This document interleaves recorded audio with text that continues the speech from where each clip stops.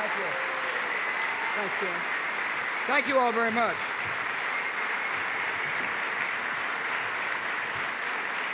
Thank you for the warm welcome.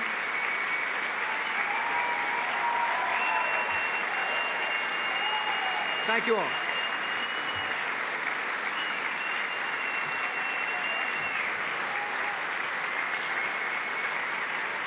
Thank you very much. Thanks for the warm welcome. It's good to be back with my friends here at ALEC. Kenny, thanks. He was a silver-tongued devil when he was a state legislator. He still is as a United States congressman. I appreciate Kenny Marchant coming from Washington with me today. It's not all that rough a trip when you're on Air Force One, Ken, so it's glad to give him a hot cup of coffee and visit about the old days of working together in the state legislature, with the state legislature, and about the challenges we face today. And I'm going to spend a little time talking to you all about those challenges. But I appreciate you coming, Ken. I'm also proud to be with two members of the Pennsylvania congressional delegation, United States Senator Arlen Specter. Proud you're here, Senator. Thanks for coming. Congressman Jim Gerland.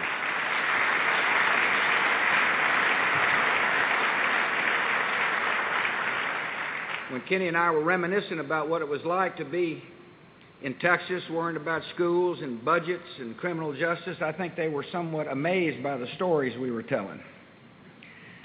Speaking about the Texas legislature, I'm proud to be here with the Speaker of the Texas House, a friend of mine from my old hometown in Midland, Texas, Tom Craddock. Proud you're here, Tommy.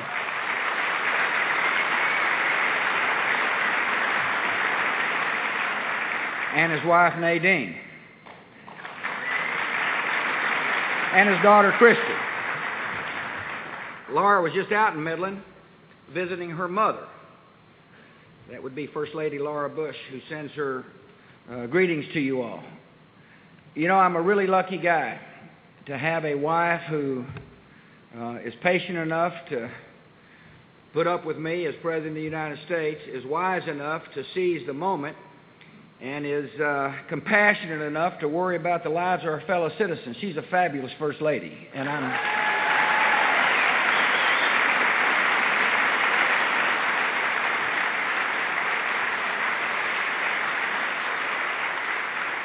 one thing I can assure the Craddocks, we always remember where we came from. And part of making good decisions in a complex world and in a complex environment is to make decisions based upon basic principle, is to stand for something. I believe in that old Texas adage, if you don't stand for something, you don't believe in anything. And I believe in some certain principles that I hold inviolate, such as there is an Almighty, and a great gift of that Almighty to each man, woman, and child on the face of earth is liberty and freedom.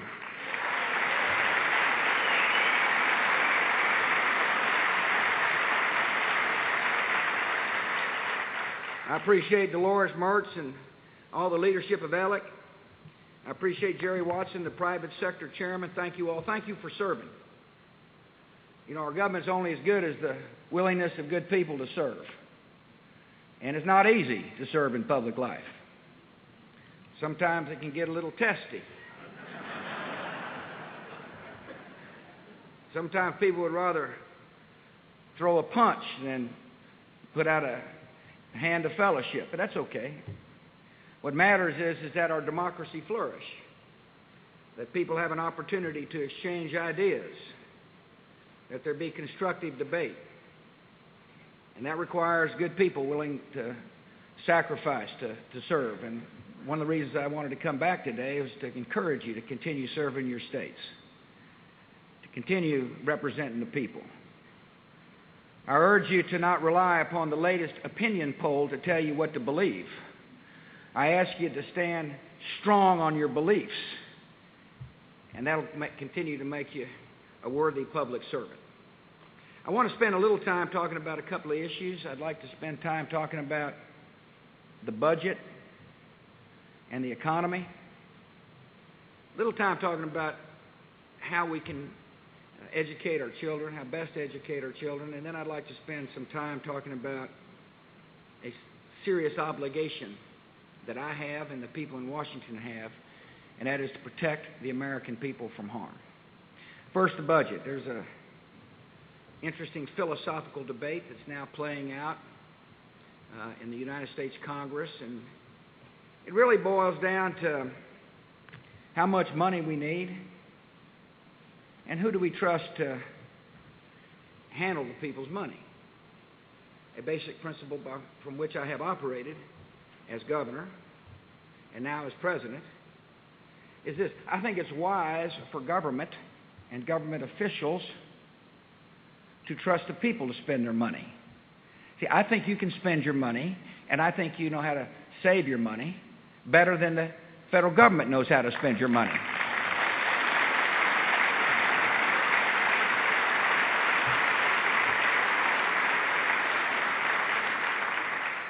And that's what I've acted on. That's been the basis of a lot of our fiscal policy in Washington, D.C. I also acted on the belief that if there is more money circulating in the economy, if more families have more money of their own to spend, and if small businesses have more money in their treasury, it is more likely that an economy can recover from difficult times. And we have faced some difficult times since I've been your president. We had a recession right after I got in office. We had a terrorist attack that affected our economy. We had corporate scandals that sent a chill throughout the investment community and caused some citizens to wonder whether or not their savings were being treated with the respect that they should be. We had uncertainty. But I acted. I acted with, at that time, a Republican-controlled Congress on the principle that if we can get more money in circulation, if we can let the people have more of their own money to save, invest, and spend, we would overcome these difficulties. And it worked. We cut the taxes on everybody who pays taxes in the United States of America.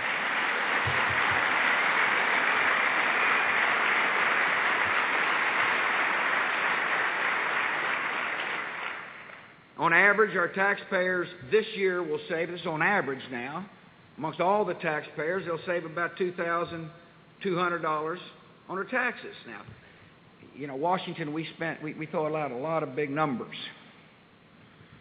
State House, you talk millions. Washington, we talk trillions. But $2,200, it may not sound like a lot when we're talking big numbers in Washington, but you ask the family that's trying to save for a child's education whether $2,200 means a lot, and they'll tell you it sure does. You talk about the working family that's struggling to get ahead, that $2,200 means a lot. You talk about the farmer out there who's worrying about making crop, that $2,200 means a lot. It may sound small to the opiners in Washington, but you ask the average American family, would they rather have the $2,200 to spend on their own, or would they rather send it to Washington, D.C.? They'll say, let me have my money, I can do a good job with it.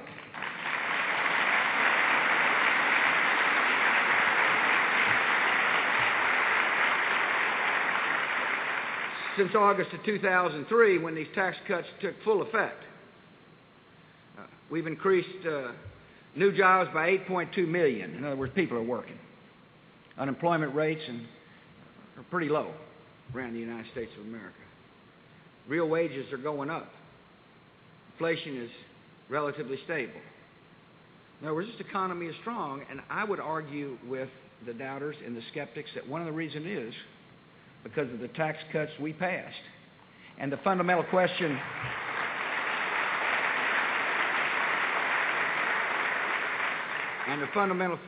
facing this Congress is will they be wise enough to keep taxes low? Now let me talk about the deficit in the budget. You know, there's an argument in Washington that says, well, we've got to raise the taxes in order to balance the budget. Well, you all know how government tends to work. Generally, when you raise the taxes, those monies don't go to balance the budget.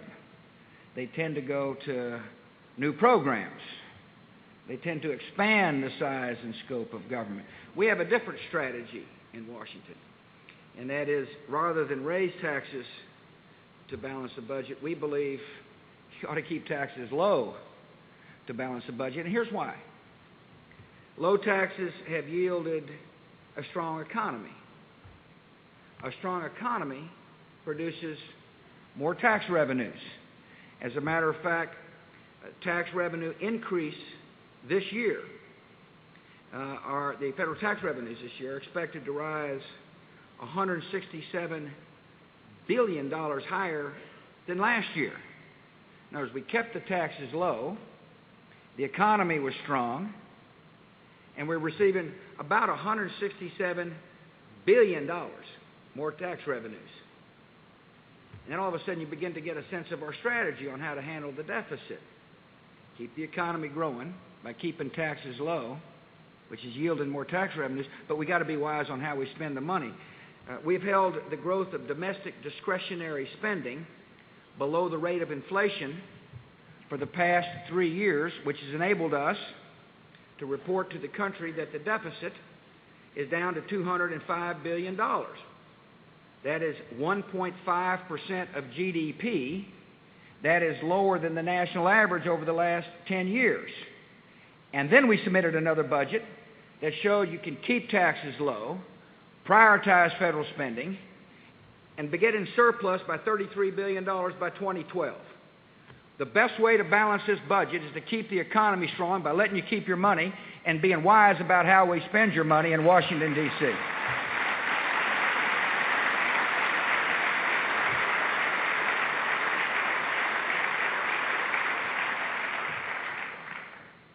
As you know, we've had a change of leadership in Washington, D.C.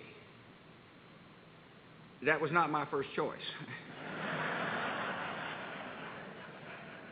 But nevertheless, it is a situation that we're dealing with, and I would remind those who are now running the Congress that they have a responsibility when it comes to leadership.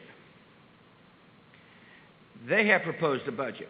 And I told you there's a debate raging in Washington, and I'd like to share with you why I said that. Earlier this year, the Democrats passed a resolution calling for $205 billion in additional domestic spending over the next 5 years. That's what their budget resolution said. I just told you what our budget proposal was, and there's a different approach. There's a different feeling in Washington amongst some. Good people, fine people. But they just have a different philosophy than I do. And they propose $205 billion additional dollars in spending over a 5-year period.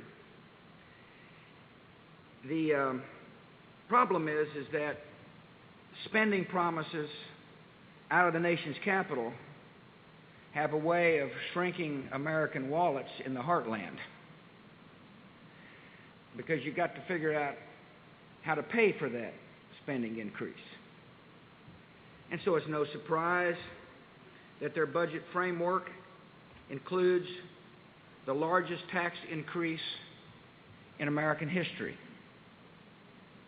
in order to pay for the promises they have made. Their budget framework includes the largest tax increase, not the second largest or close to the largest tax increase in American history. Here's what that would mean. It means if you have a child, your taxes would go up by $500 per child. Remember, we increased the child tax credit from $500 to $1,000. Their plan would reduce it to $500. I don't agree with that approach. I think it's important to help people with children by keeping taxes low. If you're a family making $60,000 a year and you have 2 children, your taxes would go up by more than $1,800. Under their plan, they would increase federal spending by over $200 billion. The average American family of 4 making $60,000 would see their bill go up by $1,800.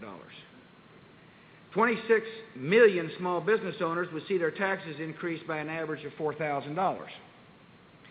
You see, one of the reasons why I thought it was important to cut taxes was to stimulate the small business sector of our economy. Now, most small businesses pay tax at the, or many small businesses pay tax at the individual income tax rate. You talk to your average small business owner in your state, many of them will be subchapter S corporations or limited liability partnerships. In other words, they pay tax at the individual income tax rate. So when you heard me talking about reducing individual income taxes, you're really stimulating the small business sector.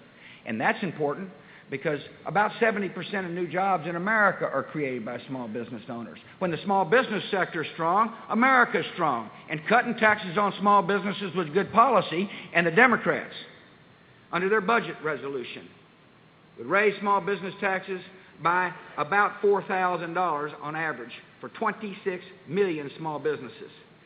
And more than 5 million low-income Americans who now pay no income taxes because of our relief would once again pay. What I'm telling you is that there's a philosophical debate in Washington, and the bunch now running Congress want to return to the tax and spend policies of the past that did not work then and will not work in the future. And that's why I plan on using my veto to keep your taxes low.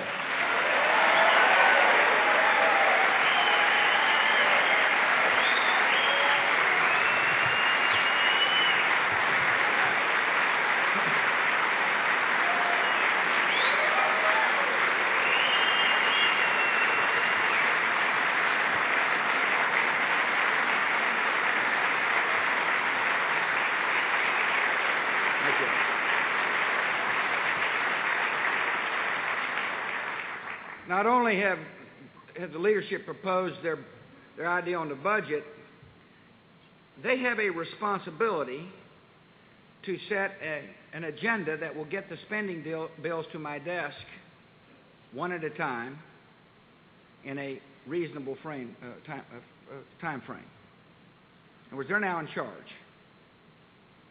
And it's important that they exercise their responsibility. That's what the American people expect. And part of that responsibility is to get the 12 basic spending bills that are needed to keep the federal government running to my desk in a timely fashion. Unfortunately, they've been dragging their feet on these bills. They're now getting ready to leave for their August recess without having passed a single spending bill. Look, the legislative process is complicated, no doubt. But in a time of war, one spending bill should take precedence over all the rest. And so at the very least, members of Congress ought to finish the spending bill for the Department of Defense before they go on recess so I can sign it into law. We got troops in harm's way. They need to exercise their responsibility and get this defense bill passed. There's time to do it. I'll hang around if they want me to. And get the bill passed. And when members come back in September, they need to pass the rest of the basic spending bills to keep the federal government running. Now, I believe these bills need to be passed one at a time because the alternative is to pass a massive spending bill that no one can read and into which anyone can hide wasteful spending. They need to get the work done before the fiscal year ends on September the 30th. If they're responsible leaders, that's what they will do. The other thing we need to do is confront this business about earmarks. You know, earmarks are these special spending projects that get stuck in these bills that really never see the light of day. Somebody's got a good idea about how to spend your money and they just put it in the bill. This year I proposed reforms that would make the earmark process more transparent. They would end the practice of concealing earmarks in so-called report language. That would eliminate wasteful earmarks and cut the overall number by at least half. There's been some agreement on this issue in Washington. Democrats and Republicans have taken a good step by agreeing to list all earmarks before the bills are passed. You see, we want the public to see them. I believe in accountability when it comes to spending your money. We want there to be transparency. We want there to be a chance for lawmakers to strike them out if they think that they're frivolous and don't meet national concerns. Congress needs to uphold its commitments, and the Senate needs to make transparency a part of its formal rules. And then there's the issue of entitlements. As I'm going through the list of the items that will make this budget process not only better and more transparent, but I want Congress to understand that I'm going to continue talking about big issues.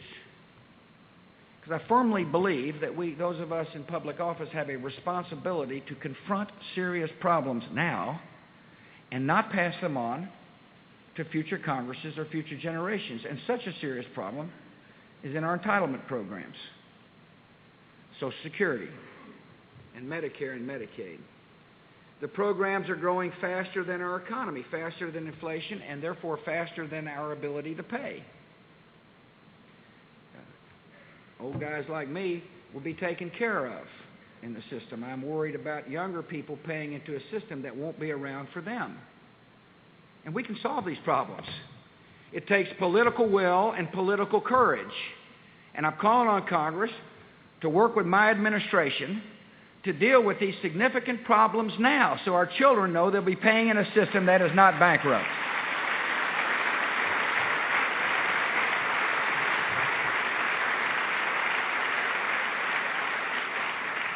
Oh, there's a lot of issues we'll be working on over the next months. We'll be working hard to make sure that our economy continues to run with good energy policy. I firmly believe that we can use technologies to help change how we use energy. I think it's in the national interest to become less dependent on foreign sources of oil. I know it's in our economic interest to become less dependent on foreign sources of oil. After all, when demand for crude oil goes up in other parts of the world, it causes the basic price of oil to go up if corresponding supply is not found, which causes the price of gasoline to go up. We're on the verge of some unbelievable technologies in this country. I believe that you'll be driving to work over the next couple of years in an automobile that's powered by electricity, and it won't have to look like a golf cart. In other words, Tommy, we'll be driving pickup trucks that may not be running on gasoline. I know they're going to be running on ethanol, which, by the way, I like the idea of our farmers growing energy that help us become less dependent on foreign sources of oil. So what I'm telling you is I'm optimistic about our future when it comes to energy diversification, which, by the way, will enable us to be better stewards of the environment. Some optimistic things that are coming, and we're spending a fair amount of taxpayers' money to be a part of these new technologies, whether they be safe nuclear power, or clean coal technologies, or the ability to explore for oil and gas in offshore regions that heretofore were unimaginable for people to find energy. I mean, we've got a comprehensive plan that says technology and free enterprise can help us achieve energy independence. That's what we want. Another way to make sure this economy grows is to be smart about our education system. The No Child Left Behind Act is an important piece of legislation. I'm a big believer in it, and I'll tell you why. First of all, as the Speaker will tell you, I'm a strong advocate for local control of schools. I don't believe Washington ought to be telling local districts how to run their school system. I do not believe that.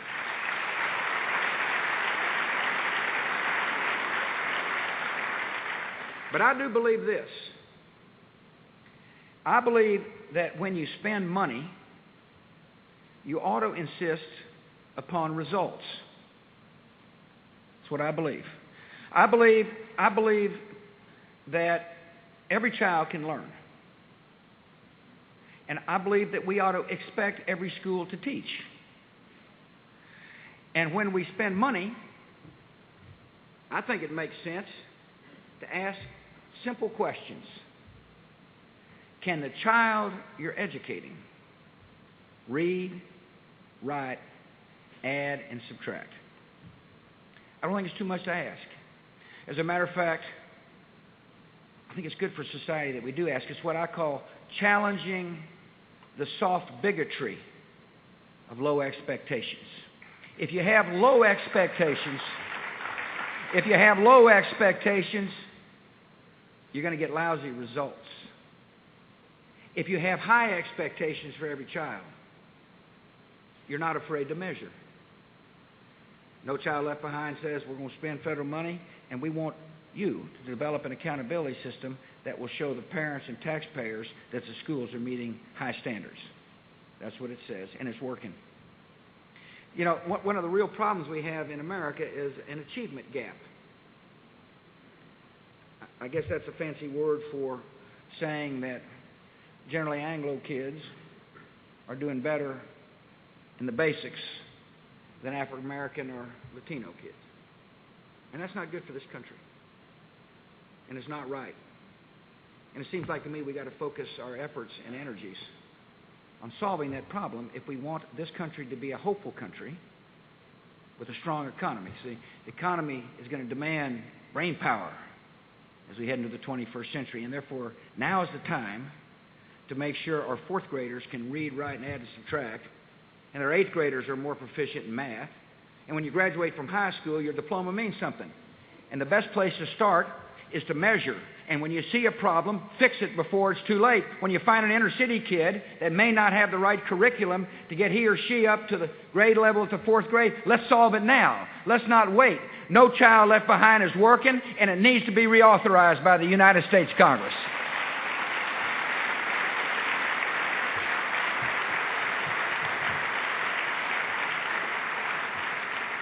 Finally, I want to spend some time talking about securing this country. September the 11th changed my way of thinking. And it should change the way our country views the world as well. We were attacked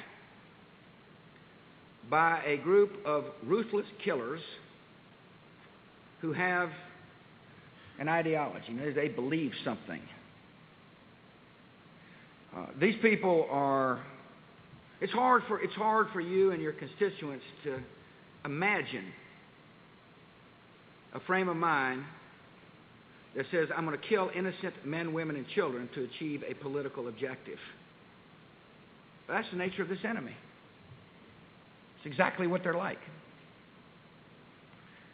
They preyed upon hopelessness to convince 19 kids to get on airplanes to come and kill nearly 3,000 more people. And when that happened, I vowed that I would do everything in my power to protect the American people. And we've got a strategy to do that. On the one hand, we have altered how we view protecting the homeland. We created a whole department of government that brought disparate parts of our government together with the main aim of protecting the people. But protection requires more than just making sure we know who's coming out of the country and who's leaving, and screening cargo and making people take off their shoes at airports. It requires more than that. I believe it requires a relentless search, relentless pressure on an enemy that wants to do us harm again. I would rather defeat him over there than face him here. And that's why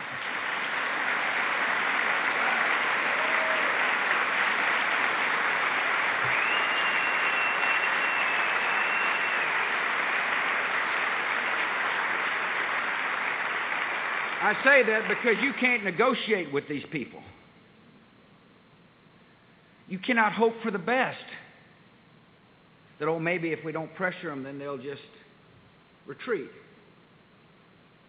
These are determined adversaries that have stated their ambitions.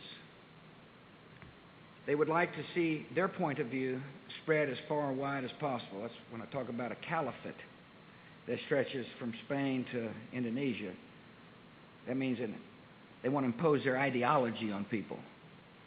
And what would that mean? Well, I just want you to remember, think back think what it'd be like to be a young girl growing up in Afghanistan when they were able to find their safe haven and impose their vision across that country. I mean, you couldn't be educated. You were forced to be a second-class citizen. If you stepped out of line, you were whipped.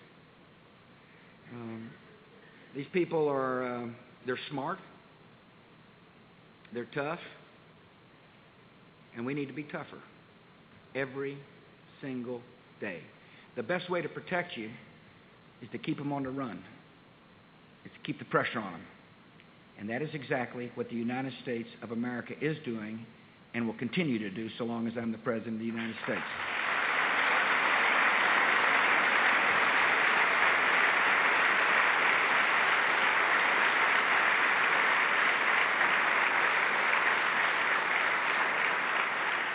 But that's not enough to defeat them. I have told the American people we're in an ideological struggle. And the best way to defeat their ideology of darkness in the long term is with an ideology of hope. The ideology of hope is based upon the universality of liberty. I told you I believe in the universality of liberty. I don't believe there's a debate on that. I believe every man, woman, and child wants to be free. And I know that free societies yield the peace we want. And therefore, the short-term strategy is defeating them, is defining them and bringing them to justice. And the long-term strategy is to help others realize the blessings of liberty. And this is a great challenge for the United States of America. It's a different kind of war. It's akin to the Cold War in some ways, where we had an ideological struggle. But in this war, there's an enemy that uses asymmetrical warfare. And they're propagandists. They kill the innocent to affect the conscience of those of us who feel like we need to keep pressuring them. See, they understand when they fill our TV screens with death and misery, it causes a compassionate people to recoil. They know that we value human life. And therefore, when they take human life, it affects how the American people feel. And so I understand the angst amongst the American people. I know that people are weary of war. I fully understand that these horrid images that these killers get on our TV screens causes people to question whether or not the cause is worth it and whether or not we can succeed. Well, I believe the cause is worth it. I wouldn't ask a mother's child to go into combat if I didn't think it was necessary to protect the American people to stay on the offense. And I do believe we can succeed if we don't lose our nerve. Because freedom has had the capacity over time to change enemies to allies and to lay the foundation of peace for generations to come. And right now what you're seeing is this global war against these extremists and radicals unfolding in two major theaters. Afghanistan, where we liberated 25 million people from the clutches of a barbaric regime that had provided safe haven for al-Qaeda killers who plotted and planned and killed 3,000 of our people in Iraq. The Iraq theater has gone through several stages. The first stage was the removal of Saddam Hussein.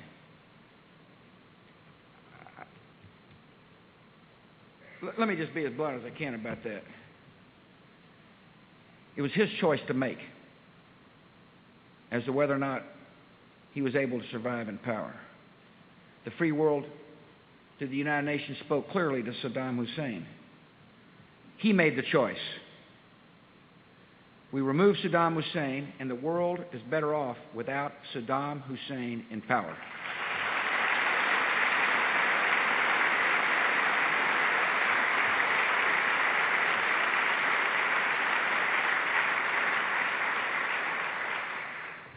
And then this society which had been traumatized by his tyranny did something remarkable.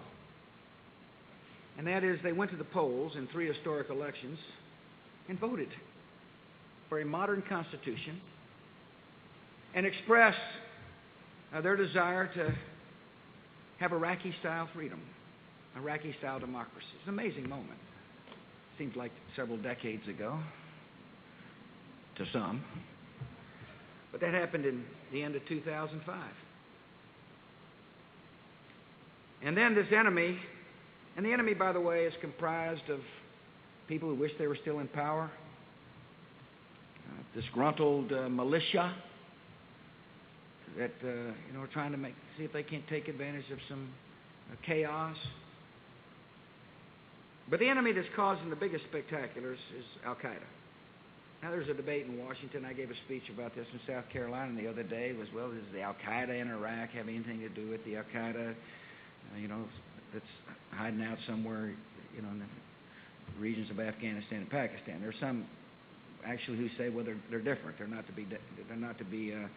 We don't need to worry about them. All they care about is Iraq. Well, I reminded the audience in that speech that the person who started Al-Qaeda in Iraq was not an Iraqi. He was from Jordan. And after we killed him, the next person was not from Iraq that started Al-Qaeda in Iraq. He was from Egypt. And they have sworn allegiance to Osama bin Laden. And they agree that Iraq is the central part of this war on terror with Osama bin Laden. And they agree with his ambition to drive us out so they could have a safe haven from which to plot further attacks. Yeah, Al-Qaeda in Iraq is dangerous to the United States of America.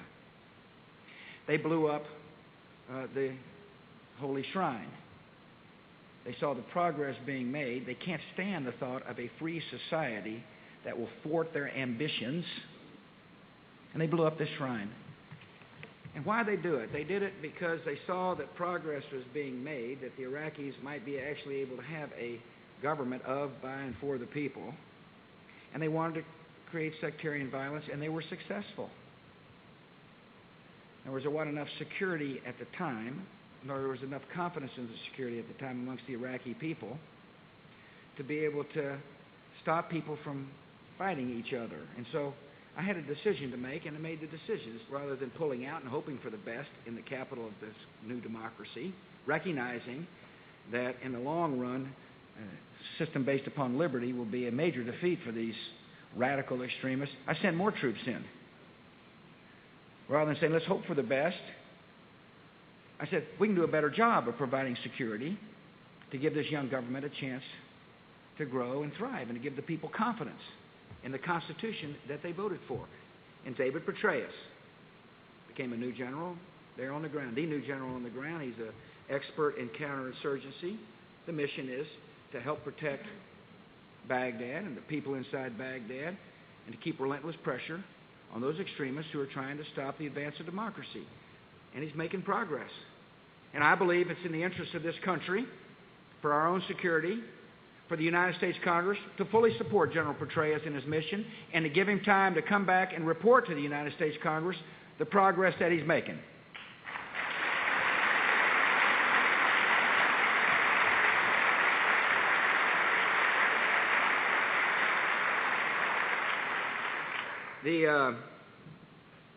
Really interesting to watch this counterinsurgency strategy work. I mean, when people on the ground begin to have confidence, they all of a sudden start making, good decisions for a state that will represent their interests. There's such thing as top-down reconciliation. That's the passage of law. And the Iraqi parliament has passed quite a few pieces of legislation, and they're trying to work through their differences. Sometimes legislative bodies aren't real smooth in getting out a piece of legislation in timely fashion, as some of you might recognize. But nevertheless, they're working hard, learning what it means to have a parliament that functions. But there's also bottom-up reconciliation. That's when people on the ground begin to see things change and start making decisions that will lead to peace. See, I believe most Muslim mothers, for example, want their child to grow up in peace. I believe there's something universal about motherhood. I don't think mothers in America think necessarily different from mothers in Iraq. I think the mother in Iraq says, gosh, I hope for the day when my child can go outside and play and not fear violence. I want my child to be educated.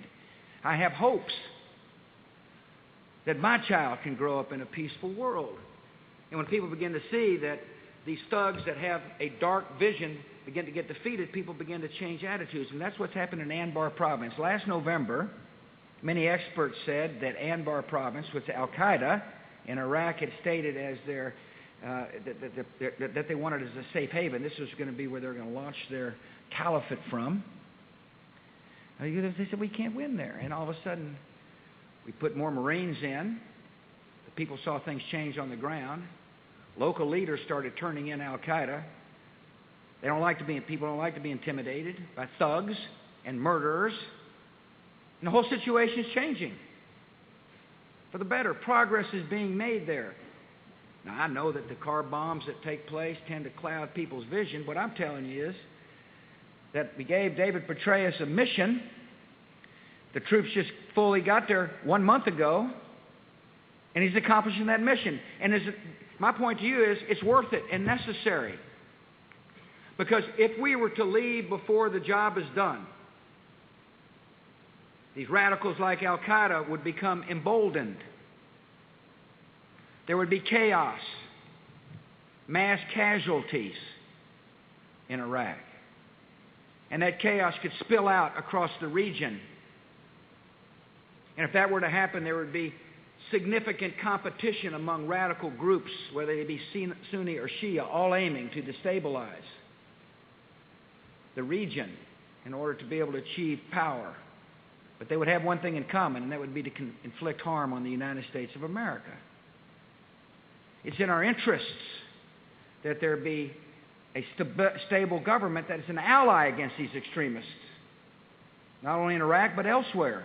It's in our long-term interest for peace and security. Failure in Iraq would undermine that long-term interest. See, unlike some wars, this enemy wouldn't be content to stay in Iraq. They would follow us here. They would use the resources of Iraq to be able to acquire additional weaponry or use economic blackmail to achieve their objectives. They're dangerous in Iraq, and they'll be dangerous here, and that is why we must defeat them in Iraq, and we can.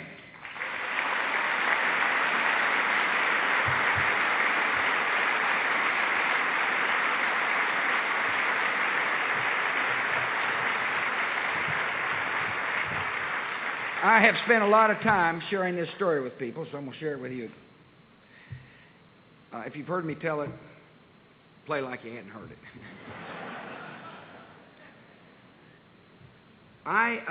One of my close friends in the international arena over the last 6.5 years is Prime Minister Koizumi of Japan.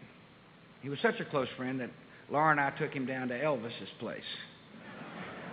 It was really fun. I'm also a close friend of his successor, Prime Minister Abe. The reason I bring this up is that, as you know or may not know, my dad, affectionately known as 41, fought the Japanese. As a young kid, he got out of high school, went down training Corpus, part of his training mission, and then fought the Japanese as a sworn enemy of the United States of America. I'm sure some of your relatives did the same thing. And yet here, some 60-odd years later, his son is sitting down at the table with the head of the former enemy talking about keeping the peace. We were talking about, when I was visiting with Prime Minister Koizumi and now his successor, the fact that it's important to help these young democracies survive in the face of this radicalism and extremism that can affect our homelands. See, we share this great same philosophical belief that liberty can prevail and that we have a duty to help liberty to prevail if we want there to be security. I've always found that to be very interesting. My dad fought the Japanese, and the son, one lifetime later, is talking about keeping the peace. We talk about Afghanistan and helping that young democracy. Of course, we talk about North Korea to make sure that we deal with any weapons proliferation that might be happening. We talk about a lot of issues, but they're issues about peace. Something happened between the 18-year-old kid who joined up to be the Navy and the 60-year-old son being the president. And what happened is that liberty has got the capacity to convert an enemy into an ally. I don't know how many people would have been predicting in 1947 or 48, or after the peace treaty was signed when President Truman was the president, that there would be this kind of accommodation made between two former enemies for the sake of peace. I'm not sure how many would have, particularly right after World War II. I suspect a lot of people say this never would have happened. They were the enemy then, they'll be the enemy now. And the reason I tell you this story is that if you really look at history, you'll find examples where liberty has transformed regions that were warlike, where a lot of people died, into regions of peace, and that's going to happen again. As long as we have faith in that fundamental principle, as long as we don't lose our confidence in certain values that are not American values, but they're universal values. I believe the most important priority of our government is to protect the American people from further harm, and you just need to be reassured, and so do your constituents, that a lot of good people are spending every hour of every day doing just that. But I would remind you, in the long run, the best way for your children and grandchildren to be able to say that when given a tough task, this generation didn't flinch and had certain faith, had faith in certain values, is that we stay strong when it comes to liberty as a transformative agent to bring the peace we want. Thanks for letting me come. God bless.